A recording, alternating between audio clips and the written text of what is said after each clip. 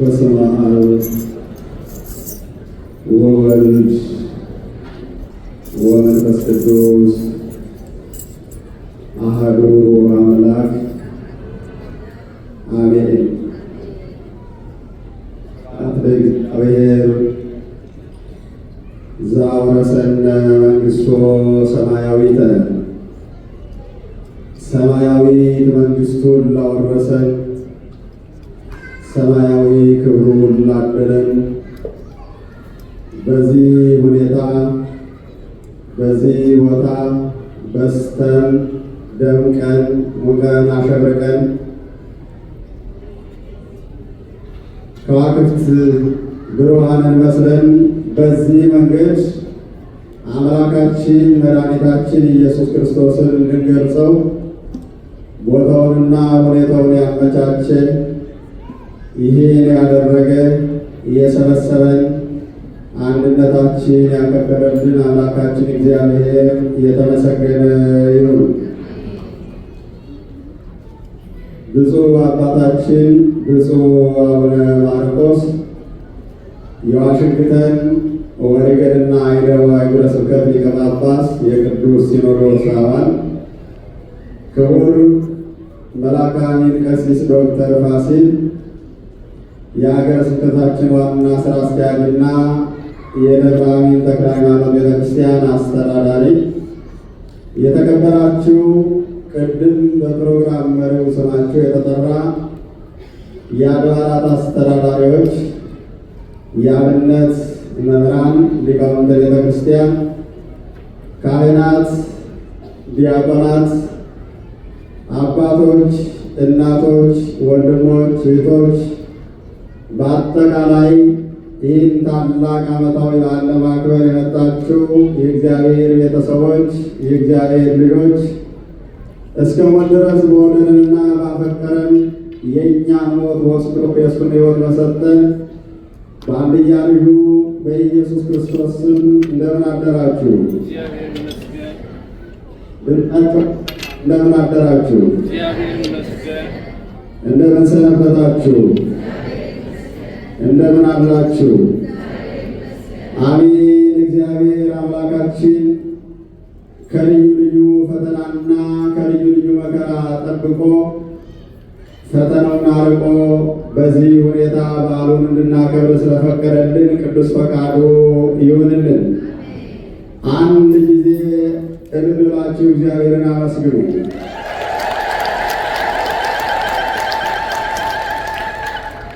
መልካም ዝማሬያችን፣ እልልታችን አምላካችን እግዚአብሔር ይቀበልልን።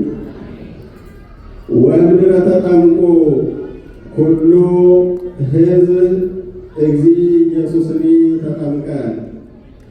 ሕዝቡ ከተጠመቁ በኋላ ጌታችን ኢየሱስ ክርስቶስ ተጠመቀ።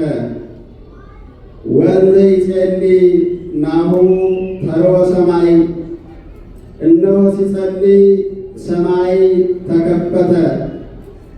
ወረደ መንፈስ ቅዱስ በአምሳለ ርግብ ድሬሁ፣ መንፈስ ቅዱስም በርግብ አምሳል በራሱ ላይ አረፈ ወረደ። ወመጻ ቃል እምሰማይ ዘይብል ዝንቱ ውእቱ ወልድየ ዘአፈቅር፣ አንተ ውእቱ ወልድየ ዘአፈቅር፣ የምወድህ የምወልህ የምሰገድብህ የምመለክብህ የገለጽከኝ ያከበርከኝ ለዓለም ያስተዋወቅከኝ ልጄ አንተ ነህ የሚል ቃል ከሰማይ መጣ ይላል። ሕዝቡ ከተጠመቁ በኋላ ጌታችን ኢየሱስ ክርስቶስ ተጠመቀ በሚል የትምህርት ርዕስ እንደ እግዚአብሔር ቅዱስ ፈቃድ ነገረ እግዚአብሔርን እንማማራለን። የሉቃስ ወንጌል ምዕራፍ 3 ቁጥር 1 ላይ የተመዘገበ ቅዱስ ቃል ነው። አምላካችን እግዚአብሔር ኢየሱስ ክርስቶስ የተጠመቀውን ጥምቀት አራቱን ቅዱሳን ወንጌላውያን መዝግበውታል። ሉቃስ በምዕራፍ 3 ቁጥር 21፣ ማርቆስ በምዕራፍ 3 ቁጥር 13፣ ማቴዎስ በምዕራፍ 3 ቁጥር 13፣ ማርቆስ ምዕራፍ 1 ቁጥር 9፣ ዮሐንስ ደግሞ ምዕራፍ 1 ቁጥር 31 ላይ ሁሉም አካተው አሟልተው መዝግበውታል።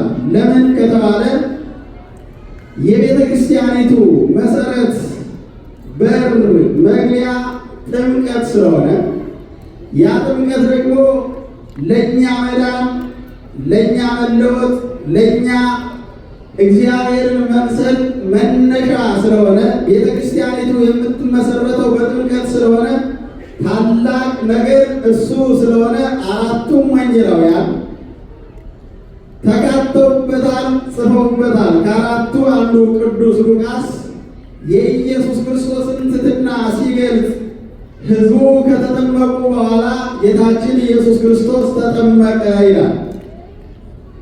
ያ ማለት ምንድን ነው? መድኃኔዓለም ክርስቶስ ሰው ከመሆኑ በፊት ከመገለጡ በፊት ወደዚህ ዓለም ከመምጣቱ በፊት ከመጠመቁ በፊት እንደሚጠመቅ ወደዚህ ዓለም እንደሚመጣ አባቶቻችን ነቢያት ትንቢት ተናግረው ስለነበረ ያን ትንቢት ይፈጽም ዘንድ ወይም ደግሞ ለአዳም በገባው ቃል መሰረት ዳግማዊ አዳም ተብሏልና ሰው ስለሆነ ፍጹም አምላክ ፍጹም ሰው ስለሆነ ሰዎች ተራ ይዘው የንስሐ ጥምቀት በዮሐንስ በኩል ይጠመቁ ነበረ። ዮሐንስ መጥምቅ በበረሃ ላይ 5 ዓመት ካደገ በኋላ የእግዚአብሔር መንፈስ ወደ ዮርዳኖስ ከተማ ወደ ገሊላ ከተማ እንዲመጣ ጠራውና ነሱ ወመኑ ቀርበት መንግሥተ ሰማያት መንግሥተ ሰማያት በደህንነት ልትሰጥ ቀርባለችና ንስሐ ገብታችሁ እመኑ የሚለውን ትምህርት ሲያስተምር ብዙ ሰዎች ለንስሐ ለማመን ለመለወጥ ለመቀየር ተራይዘው የዮሐንስን ጥምቀት ለማግኘት ተራይዘው ይጠመቁ ነበረ። ስለዚህ ተራይዘው ከሚጠመቁት ሰዎችም ኢየሱስ ክርስቶስም ሰው ሆኗልና ሰው በመሆኑ አምላክ ነኝ ሳይል ሥርዓትን ሳያፋልስ ሕግን ሳይጥስ እኔ አምላክ ነኝ ተራ መያዝ የለብኝም ሳይል ሰው ተጠምቆ ከጨረሰ በኋላ ተራውን ጠብቆ እንዳንድ ተነሳይ እንዳንድ ንስሐ የሚቀበል ሰው እንደ ኃጢአተኛ ተቆጥሮ ኃጢአት የሌለበት በደል የሌለበት ኢየሱስ ክርስቶስ በዮሐንስ እጅ ለመጠመቅ የንስሐ ጥምቀት ከሚጠመቁት ሰዎች ጋር ተሰልፎ ነበረ። ስለዚህ ሕዝቡ ከተጠመቁ በኋላ ጌታችን ኢየሱስ ክርስቶስ ተጠመቀ አለ። ጌታችን ኢየሱስ ክርስቶስ ከመጠመቁ በፊት እንደሚጠመቅ ብዙ ነቢያት ትንቢት ተናግረዋል። ታላቁ ነቢይ እግዚአብሔር ሕዝቅኤል እነዛክሙ በማይ ወትነጽኡ እምርኩስክሙ በውሃ እረጫችኋለሁ ከርኩሰታችሁም ትጠራላችሁ ትነጻላችሁ ብሏል። ይህን የተናገረው መድኃኔዓለም ክርስቶስ እሱ በውሃ ተጠምቆ እኛንም በውሃ ወልዶ ከርኩሰታችን ከኃጢአታችን ከበደላችን እንደሚያነጻን እንደሚቀድሰን ለመግለጽ ነው። ታላቁ ነቢየ እግዚአብሔር ሚክያስ ደግሞ ወይገድፎ ለኃጢአትነ ውስተ ባሕር በደላችን ኃጢአታችን በባሕር ውስጥ ይጥለዋል፣ ወይደመስሶ ለአበሳነ በደላችንም ያጠፋዋል ብሎ ይናገራል። ሚክያስ ምዕራፍ 7 ቁጥር 19 ላይ ይህንም የተናገረው ሚክያስ በነበረበት ዘመን የሰው ኃጢአት በውሃ አልጠፋም፣ አልተደመሰሰም። ከዚያ በፊት በውሃ የተደመሰሰ በውሃ የተወገደ የሰው በደል የሰው ኃጢአት የለም አልነበረም። መጽሐፍ ቅዱስ አይነግረንም አያስተምረንም። ይህን የተናገረው በኋላ ዘመን መድኃኔዓለም ክርስቶስ በዮሐንስ እጅ በዮርዳኖስ ሲጠመቅ የእያንዳንዱ ሰው የበደል ኃጢአት እንደሚደመሰስ ቀድሞ ነቢያት ትንቢት መናገር ስላለባቸው መድኃኔዓለም ክርስቶስ ሲጠመቅ ለዓለም እንግዳ እንዳይሆን ዓለም እንግዳ እንዳያደርገው ቀድሞ በነቢያት ትምህርቱን አስተምሮ ስለነበረ ያን ለመፈጸም ነው መድኃኔዓለም ክርስቶስ ወደ ዮርዳኖስ የመጣው። ነቢየ እግዚአብሔር ዳዊት ክርስቶስ ከመወለዱ በፊት ክርስቶስ ሲጠመቅ በመንፈሰ ትንቢት በትንቢት መንፈስ አይቶ ዮርዳኖስ ሲሸሽ ወደ ኋላው ሲመለስ ባሕርም ወደ ኋላዋ ስትመለስ ተራራዎች ሲዘሉ፣ ኮረብታዎችም ሲንቀጠቀጡ፣ ፍጥረታት ሲርዱ፣ ውሃዎች በእሳት ሲከበቡ፣ ሰማይና ምድር አንድ ሲሆኑ፣ ሰማይ ሲከፈት ምድራውያን ከሰማያውያን ጋር ሲዘምሩ አይቶ ባሕርኒ እሬት ወጎየት ባሕር አይታ ሸሸች ወዮርዳኖስን ይገባ ድሬው ዮርዳኖስም ወደ ኋላው ተመለሰ። አድባራን ፈራጹ ከማራጊት ተራሮቹ እንደ ጊደሮች ዘለሉ ሰገዱ። ዋው ግርኒ ከመማሳባግ ኮረብቶቹም እንደ በጎች ጠቦቶች ዘለሉ። ምንተ ኮንኪ ባሕር ዘጉየኪ አንቺ ባሕር የሸሸሽው ምን ሆነሽ ነው?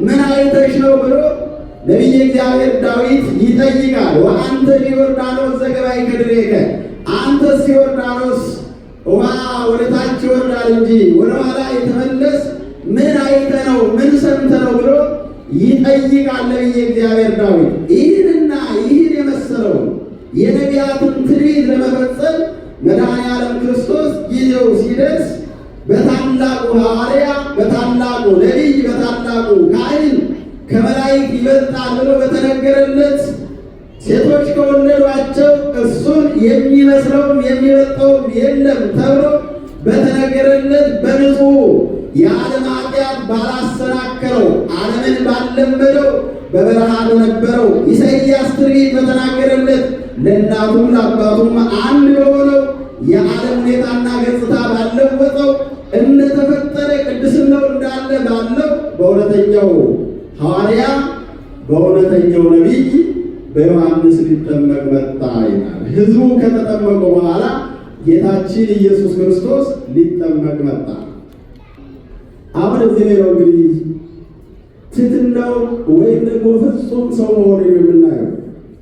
ሕዝቡ መጠመቅ ስለሚያስፈልጋቸው፣ በደል ስለነበረባቸው፣ ንስሐ መግባት ስላለባቸው ዮሐንስ ሲያስተምር ከነበረባቸው ጭንቀት መላቀቅ ስለነበረባቸው የኃጢአት ጭንቀት ያስጨንቃቸው ስለነበረ አእምሯቸው ባዝኖ ስለነበረ ራሱ ባለቤቱ ኢየሱስ ክርስቶስም እንደመሰከረ እናንት የኃጢአት ሸክም የሸከማችሁ የኃጢአት ሸክም የከበዳችሁ ሁሉ ኑ ወደ እኔ አሳርፋችኋለሁ ባለው መሰረት በዚያ ሰዓት የነበሩት ሰዎች በሞት ጥላ ስር ተይዘው በጨለማ ተውጠው ኃጢአት እያስጨነቃቸው በደል ይዟቸው የአዳም መርገም በባሕርያቸው ዘልቆ ተዋሕዶ ይጨነቁ ነበርና ዮሐንስ አዲስ ትምህርት ሲያስተምር ሕዝቡ እንዳሁኑ በብዛት ተሰልፈው የንስሐ ጥምቀት ሊጠመቁ ተያይዘው ነበር።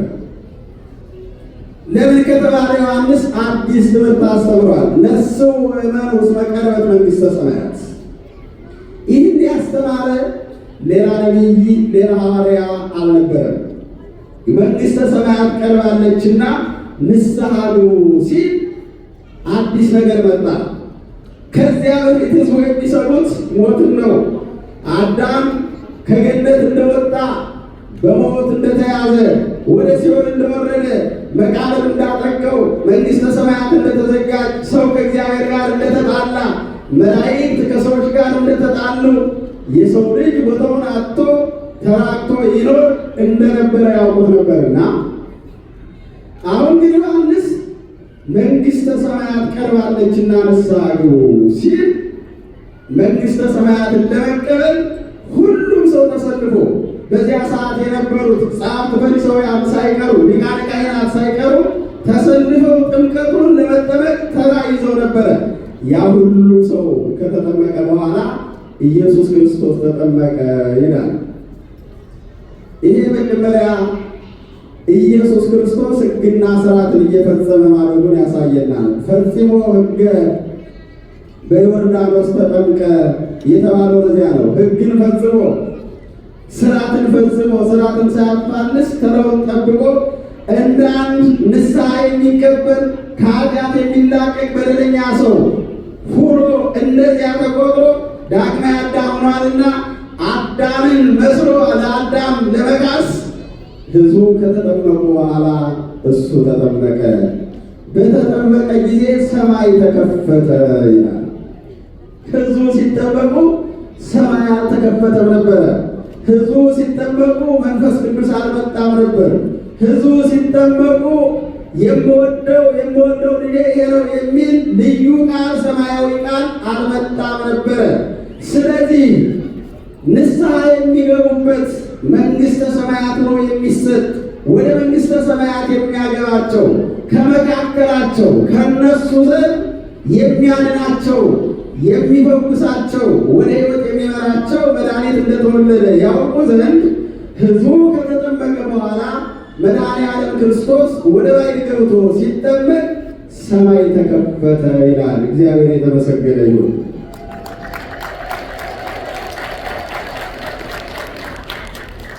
እንዴት ጀመራችሁማ? በደንባቸው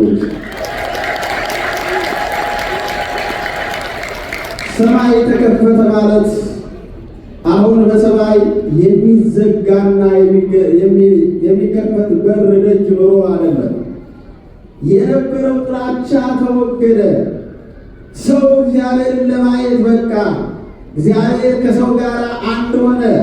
የነበረው ሰውን ከእግዚአብሔር የለየው የኃጢአት ግድግዳ፣ የኃጢአት በደል ተወገደ። እግዚአብሔር በልጁ በኩል ሰዎችን ጎበኛቸው። ልጄ የምወደው ልጄ ይሄ ነው፣ እሱን ስሙት። የእሱ ድምፅ ሕይወት ነው፣ የእሱ ድምፅ መድኃኒት ነው፣ እናንተ ሊያድን ነው የመጣ የሚል መድኃኒት ከእግዚአብሔር እንደተላከ ለዓለም ደረሰ። ሰማይ ተከፈተ ማለት የነበረው የጥል ግድግዳ፣ የነበረው የበደል ግንብ ተናደ ማለት ነው። እንደገና ደግሞ ተሰምቶ የማይታወቅ ድምፅ፣ ይሄ የምወደው ልጄ ነው ብሎ እግዚአብሔር ልጁን ወደ ዓለም እንደላከ ገለጸ። ስለዚህ የመጀመሪያው ኢየሱስ ክርስቶስ ለምን ተጠመቀ ካል ዳግመ አዳም መሆኑን ለመግለጽ ነው። የመጀመሪያው ወደ 8 አይነቶች አሉ ኢየሱስ ክርስቶስ የተጠመቀባቸው ጉዳዮች ወደ 8 ይደርሳሉ። የመጀመሪያው ሰው እንደሆነ ለመግለጽ ነው። ለአምላክ መጠመቅ አያስፈልገው፣ ተራ መያዝ አያስፈልገው፣ በፍጡር እጅ መዳሰስ አያስፈልገው። መጠመቅ ለመክበር ነው። መጠመቅ ለመለወጥ ነው። መጠመቅ ሁለተኛ ከእግዚአብሔር ለመወለድ ነው። መጠመቅ ክብር ለማግኘት ነው። መጠመቅ መንፈስ ቅዱስን ለመላበስ ነው። ነገር ግን መድኃኔዓለም ክርስቶስ የተጠመቀው እንደኛ ክብርን ለመውሰድ ሳይሆን፣ ክብርን ለማግኘት ሳይሆን፣ መንፈስ ቅዱስን ለመጎናጸፍ ሳይሆን ሰው ሆኖ ነበርና ሰው መሆኑን ለመግለጽ አዳምን ለመካስ ወይም አዳምን እንደሆነ ዳግመ አዳም እንደተባለ ለመግለጽ የመጀመሪያ የመጠመቁ ምክንያት እሱ ነው። ሁለተኛው የተጠመቀበት ምክንያት የዕዳ ደብዳቤያችን ለመሰረዝ ነው። ሚክያስ በትንቢቱ እንደተናገረው ወይ ገድፎ ለኃጢአትነ ውስተ ማይ፣ በደላችን በውሃ ውስጥ ይጥለዋል፣ ወይ ደመስሶ ለአበሳነ፣ በደላችንም ያስወግደዋል አለ። ትንቢተ ሚክያስ ምዕራፍ 9 ምዕራፍ 7 ቁጥር 19 ላይ ኃጢአታችን በውሃ ውስጥ ይጥለዋል። ስለዚህ የሰው ልጅ በአዳም በደል ምክንያት አዳም በበደለው በደል የኃጢአት ተገዥ፣ የኃጢአት ባሪያ፣ የኃጢአት ስደተኛ ሆኖ ከእግዚአብሔር ተለይቶ በደል ተፈርዶበት ፍርደኛ ሆኖ ስለነበረ ያንንን ለመደምሰስ መድኃኔዓለም ክርስቶስ ተጠምቋል። ያ በደል ደግሞ የዕዳ ደብዳቤ የነበረው በዮርዳኖስ ባሕር ነበረ። መጀመሪያ አዳም ከተሳሳተ በኋላ ዲያብሎስ አዳምን ካሳሳተው በኋላ መከራ አጠናበት። ዛሬ ዓለም ሰዎች ከተገበሩበት ታላቅ ከሆኑበት ንጽሕናቸውን ቅድስናቸውን ጠብቀው ከሚኖሩበት ቦታ አንስተው ወጥደው ካሳሳቷቸው፣ ካሰናከሏቸው፣ ከጣሏቸው በኋላ ከዚያ በኋላ የእነሱን ፈቃድ እየጠጡ ለእነሱ ተገኙነው እንዲኖሩ በኃጢአታቸው በበደላቸው እንዲስማሙ እንደሚያደርጓቸው ሁሉ ዲያብሎስ መጀመሪያ ራሱ ሞቶ ራሱ ስቶ ራሱ ወድቆ አዳምን ካሳሳተው በኋላ መከራ ሲያጠናበት አዳም ተቸገረ። ስለዚህ የዚህ በኋላ መውጣት አይቻልም። ከኔ ሀሳብ መሄድ አትችልም። አማራጭ ግን መከራ እንዲቀልልህ፣ ፍዳም እንዲቀልልህ፣ ቀለል ያለ አገዛዝ እንዲሰጥ ከፈለግ ተገኝነትን ማረጋገጥ ይኖርብሃል፣ ማመን ይኖርብሃል፣ መፈረም ይኖርብሃል። እንደዚያ ከሆነ መከራው ይቀልልሃል የሚል ዲያብሎስ በአዳም ላይ መከራ አስምቶ ባርነቱን ተገኝነቱን የኃጢአት ተጠቂ መሆኑን አሳምኖት ስለነበረ አስፈርሞት ስለነበረ ያን ፊርማ ደግሞ ያስቀመጠው በጥልቁ ባሕር በዮርዳኖስ ስለሆነ ያንን የሰው ልጅ የሚከሰስበትን የሰው ልጅ የሚወቀስበትን የሰው ልጅ ወደ ሲኦል የሚወረወርበትን ለብዙ ዘመናትና ለረጅም ወራት ሰዎች እየተከሰሱ የሞቱበትን የዕዳ ደብዳቤ ለመሰረዝ ሁለተኛ መድኃኔዓለም ክርስቶስ ወደ ዮርዳኖስ መጣ። ሁለተኛው መድኃኔዓለም ክርስቶስ የተጠመቀው የዕዳ ደብዳቤያችንን ለማስወገድ ነው። ይህን አስመልክቶ ቅዱስ ጳውሎስ እንዲህ ይላል በቆላስይስ መልእክቱ ምዕራፍ 2 ቁጥር 14 ላይ ወደምሰሰ ለነ መጽሐፈ ዕዳነ በሥርዓተ ጥምቁነ በጥምቀት ባደረገው ሥርዓት የዕዳ ደብዳቤያችን አጠፋልን፣ ወአይተቱ እምኔነ ከእኛም አራቀው አስወገደው ይላል። ስለዚህ ሁለተኛው መድኃኔዓለም ክርስቶስ የተጠመቀበት ዓላማ የዕዳ ደብዳቤያችን ለማስወገድ ነው። ሦስተኛው ለአዳም ለመካስ ነው። አዳም ዕፀ በለስን በልቶ ከገነት ከወጣ በኋላ ድነትን በመፈለግ ከሚቆራርጥ ቅዝቃዜው እጅግ አሰቃቂ ከሆነ ባሕር ገብቶ ለ36 ቀን ጸልዮ ስለነበረ ክርስቶስ ደግሞ ዳግማዊ አዳም ስለሆነ የሰው ሥጋ ስለለበሰ ለአዳም ለመካስ አዳም ወደ ባሕር ገብቶ ይጸልይ ስለነበረ እሱም ወደ ባሕር ገብቶ ጸለየ ነው የሚለው። ምንድነው የሚለው? ወእምድኅረ ተጠምቁ ሁሉ ሕዝብ እግዚእ ኢየሱስን ተጠምቀ እንዘ ይጼልይ እየጸለየ ተጠመቀ ይላል። ስለዚህ ሦስተኛው ለአዳም ለመካስ መድኃኔዓለም ክርስቶስ ተጠምቋል።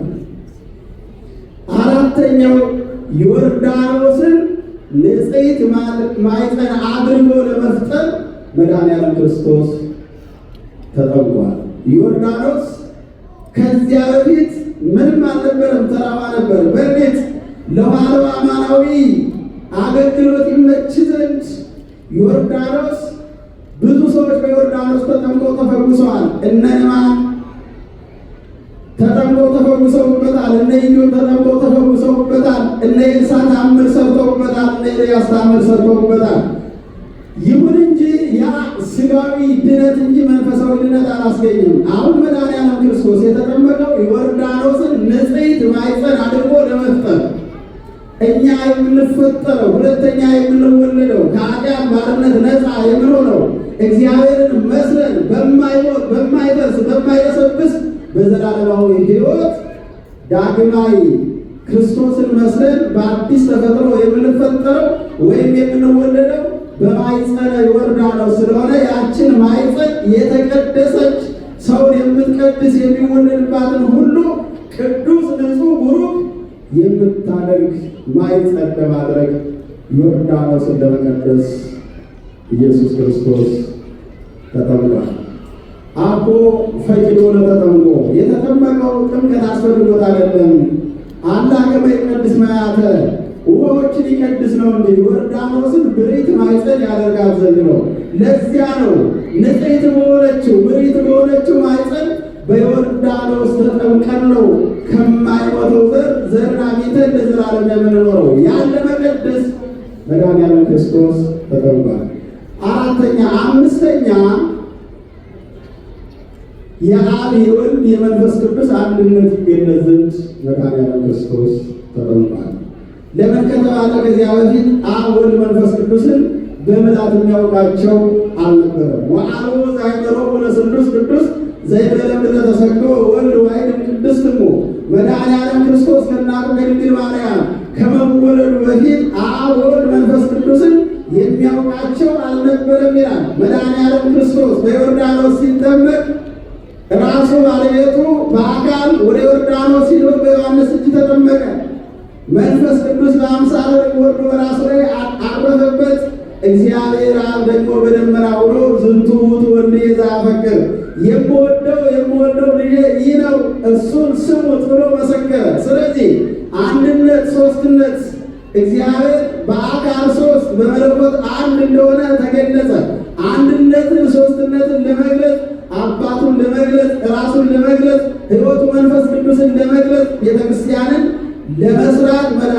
ክርስቶስ ተጠምቋል። ስድስተኛ ትሕትናውን ለማሳየት ተጠምቋል። ትሕትናውን ለማሳየት መቼም ማንም ቢሆን ከሱ በላይ ባለው ለመባረክ ይፈልጋል እንጂ ከሱ በታች ባለው ለመባረክ አይፈልግም። ከሱ በላይ ወዳለው ለመጠጋት ይፈልጋል እንጂ ከሱ በታች ወዳለው ለመጠጋት አይፈልግም። አልፎት ይሏል። ፍጡር የሰው ልጅ የሚፈልገው ወደ ላይ ያለውን ነው፣ የሚያከብረውን ነው፣ የሚሾመውን ነው፣ የሚሸልመውን ነው፣ ወደ እሱ ደረጃ የሚያደርሰውን ነው።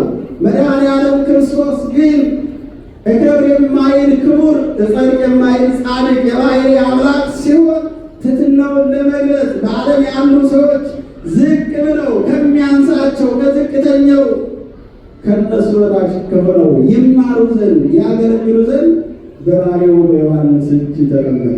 ስለዚህ ትሕትናውን የገለጸበት ቀን ነው። ይህንም ራሱ ኢየሱስ ክርስቶስ ተናግሯል። በማቴዎስ ወንጌል አሜ መጽአ ኢየሱስ እምገሊላ ውስተ ዮርዳኖስ፣ ያን ጊዜ ኢየሱስ ክርስቶስ ከገሊላ ወደ ዮርዳኖስ መጣ። ከመ ይጠመቅ በማየ ዮሐንስ በዮሐንስ እጅ ይጠመቅ ዘንድ ወዮሐንስሰ አበዮ ወከልኦ፣ ዮሐንስ ግን ከለከለው። እንዴት ሊሆን ይችላል? እፎ ትፈቅድ ትጠመቅ ማየ፣ በእኔ ዘንድ ልትጠመቅ እንዴት ትወዳለህ? አንተ እኔን ታጠምቀኛለህ ታከብረኛለህ እንጂ እኔ አንተን እንዴት ላጠምቅህ እችላለሁ ሲለው፣ እድግ መይረሰ አንድ ጊዜ ተው እስመ ዝተርና ተራለለ፣ ይህ ለእኛ ተድላችን ነው፣ ደስታችን ነው። እኔ በፍጡሮች በባሪያዎች ተጠመቀ እየተባልኩ ለዘላለም ትሕትናዬ፣ ቅንነቴ፣ ቸርነቴ፣ ሰው ወዳጅነቴ፣ መፍቀሬ ሰው መሆኔ በዓለም ሲነገር ሲገለጽ ይኖራል። ዓለም ሲማርበት ሲደነቅበት ይኖራል። ብዙ ሰዎች ከከፍታ ወደ ዝቅታ የሚወርዱበት አስተማሪ ጉዳይ ነው። ስለዚህ ይህን ካላደረግን ሌላ ሰው አይማርበትም። በስልጣን ያሉ ሰዎች፣ ከፍታ ያላቸው ሰዎች ዝቅተኛውን ማየት አይችሉም። ከዝቅተኛው እውቀት፣ ጥበብ፣ ክብር ይገኛል ብለው አያስቡም። ስለዚህ እኔ ባሕርይ አምላክ ሲሆን፣ ክብር ከኔ ሲሆን፣ በረከት ከኔ ሲሆን፣ ጸጋ ከኔ ሲሆን፣ የጸጋ ምንጭ እኔ ሲሆን በአንተ መጠመቄ ትሕትና ነው። ይህን ደግሞ ለዓለም ማስተማር ይገባናልና አንድ ጊዜ ተው ካለ በኋላ ወይደልወነ ከመ ንፈጽም ኩሎ ጽድቀ፣ የተጻፈውን ሁሉ ልንፈጽም ይገባል። የተጻፈውን ሁሉ አንድ ባንድ በቅደም ተከተል የፈጸመ አንዱን እንኳ ያላሳለፈ፣ ጊዜ ሕፃናትን ያላሳለፈ፣ ዕለቱን ልወለድ ያላለ፣ ዕለቱን ልቁም ያላለ፣ እንደ አንድ ተራ ሕፃን 9 ወር ከ5 ቀን በማኅፀን የቆየ፣ እንደገናም ደግሞ በባሕርዩ ሁሉን የሚያውቅ ሲሆን እንደ አንድ ተራ ሕፃን አበ እመ እያለ ያደገ፣ እንዳንቀት እንደሚፈልግ ሰው ወደ ትምህርት ቤት የገባ፣ የእናቱን ጡት የዳሰሰ፣ እንደ ፈሪሳው የተሰደደ፣ ከጠላቱ የተሸሸገ ሰው መሆኑን በትክክል በቅደም ተከተል ያከናወነ ስለሆነ ወይደልወነ ከመ ንፈጽም ኩሎ ጽድቀ፣ ጽድቅ ሁሉ እንፈጽም ዘንድ ይገባናል አለ። ስለዚህ ትሕትናውን ይገልጻል። ሌላው ትንቢተ ነቢያትን ለመፈጸም መድኃኔዓለም ክርስቶስ ተጠምቋል። ነቢያት ክርስቶስ እንደሚጠመቅ እነ ዳዊት፣ እነ ሕዝቅኤል፣ እነ ሚክያስ፣ ሌሎቹ ነቢያት ተናግረው ነበረ። ስለዚህ ነቢያት ተናግረው ክርስቶስ ባይጠመቅ ኖሮ የነቢያት ትንቢት ውሸት ይሆን ነበረ።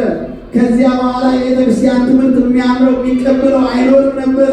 ትናንትና የተናገሩት ነቢያት ሳይከናወን ሳይፈጸም ቀርቷል። ዛሬ ደግሞ የሚያስተምሩት ውሸታቸውን ነው ተብሎ ዛሬ በዓለም ተቀባይነት ባላገኘነው ነበር። ያ ተቀባይነት እንዲኖረው ኢሳይያስ መኑ ያምነነ ቃለነ ወለመኑ ተከስተ መዝራዕቱ ለእግዚአብሔር፣ አስተምሩ ትላለህ እንጂ ይወርዳል፣ ይወለዳል፣ ይመጣል፣ ይሞታል ብለን ብናስተምር ማን ይቀበልናል? ማን ያምነናል? የእግዚአብሔር ልጁ ስለማን ተገለጠ ባይገለጽ ኑሮ ባይጠበቅ ኑሮ ሰው ባይሆን ኑሮ የነቢያት ትርኢት ዜሮ ይሆን ነበር። ከዚያ በኋላ የቤተክርስቲያን አስተምሮ ውሸት ነው እየተባለ ተቀባይነት አይኖረውም ነበርና ነቢያትን ለማክበር ትንቢቱን ለመፈጸም ለአዳም ለመካስ መድኃኒዓለም ክርስቶስ ሰው ሆኗል። ስለዚህ እነዚህና እነዚህ ለመፈጸም በዛሬው ዕለት መድኃኒዓለም ክርስቶስ ተጠምቋል ማለት ነው። ከገሊላ ወደ ዮርዳኖስ ሄደ። ዮሐንስ ተከራክሯል። አላጠምቅም ብሎ ነበረ። አጥምቀኝ አለው። ይሄ ለእኔና ለአንተ ተድላና ደስታ ነው፣ ለምእመናን ተድላ ደስታ ነው አለ። እዚያ በኋላ ስመ አብከ ወስመ ወልድ ለሊከ ወስመ መንፈስ ቅዱስ እልው ውስቴትከ፣ በማን ስም ላጥምቅህ? የአብ ስም የአንተ ስም ነው፣ የወልድ ስም የአንተ ስም ነው፣ የመንፈስ ቅዱስም ስም በሕልውና አለ። በማን ስም ነው የማጠምቅህ?